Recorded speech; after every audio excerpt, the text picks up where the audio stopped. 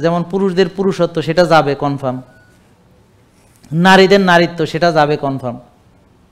বলে সেটা কেমনে? এই যে মেয়ের বাচ্চা হবে না, পিসিওএস হবে, পিসিওডি হবে, মাসিক হবে না বা এলোমেলো হবে, বুকে লোম গজাবে, মুখে দাড়ি হবে, মোষ হবে, ব্রণ হবে, মাথায় টাক পড়বে, ঘাড় কালো হবে, বগল কালো হবে, আসিল হবে, মেজাজ তিরিক্ষি হবে, খারাপ হবে, ইত্যাদি ইত্যাদি। মানে মেয়েলি ক্যারেক্টারিস্টিক চলে যাবে, পুরুষালী ক্যারেক্টারিস্টিক হবে, কারণ সেখানে টেস্টোস্টেরন বেশি তৈরি হবে।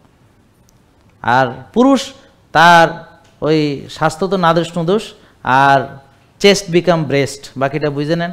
মানে তার ওই গাইনোকোমেশিয়া আর কি, মেয়েদের মতো তার মানে বুক হবে, মানে পুরুষদের গাইনোকোমেশিয়া আর কি। তো বাকিটা বুঝে নিন, যারা বুঝছেন তো নাকি বুঝেন নি? আচ্ছা যাই হোক, তো এখন ওই গাইনোকোমেশিয়া হবে, পুরুষত্ব থাকবে না, মেয়েলি স্বভাব হবে, মানে কীরকম জানি একটা ভঙ্গি হবে ওরকম, ওই যে একটা থার্ড জেন্ডারকে কিছু কিছু ক্যারেক্টারিস্টিক্স চলে আসবে, যাই হোক তা এরকম আর কি। তো কীরকম? ওই যে টেস্টোস্টেরন কমে গেছে, ইস্ট্রোজেন বেড়ে গেছে। কেন? ইনসুলিন রেজিস্ট্যান্সের ফলে। বুঝেন না কথা?